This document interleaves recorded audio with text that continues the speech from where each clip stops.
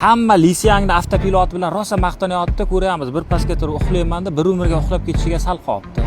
Lisiang Li6 mashinasi toqqa ketishda avtopilotga qo'yib qo'ygan ekan, egasi sal charchagan ekan, bemalol uxlab ketaman. Lisiangni avtopiloti zo'r-ku deb videolarini ko'rib ishongan ekan, xullas parod qilib qo'yibdi. Yo'l ko'rib turibsizlar, Pavarotti to'g'ri borgandan keyin Stalbaga borib urilgan, Stalbadan tashqari katta Beijingmi degan yana bitta Xitoyda mashinasiga borib urilibdi. Ahvolni ko'rib turibsizlar. Mashina normalligini DTP bo'lgan Li6 Max varianti, shu tipasida liderlar bor, yaqinda olgan ekan. 44 mingmi, 45 ming dollarga olgan ekan. Xullas hozir mashinani remontiga taxminan 6-7 ming dollarlar hisobladik biz.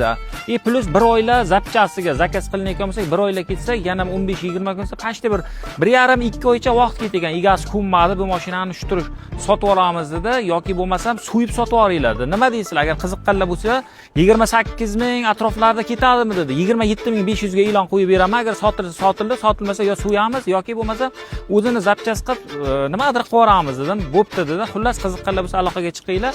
Xo'p, mashinani sostoyanasi, ichi airbaglari o'tmagan, hamma yoq butun ichini avariyniy rejimga ham tushmagan ekan, evakuatorga o'zi mashinani yurib chiqqan ekan mana shu holatida ham. Kapot, krilo, fara, bamper, samper, oldi atsikdagi narsalar ketib qolgan ekan. Mana ichidan motoriga o'tmagan, faqat mana shu tomondan Stalbaga udar bo'lgan ekan. Lavoy yorilgan.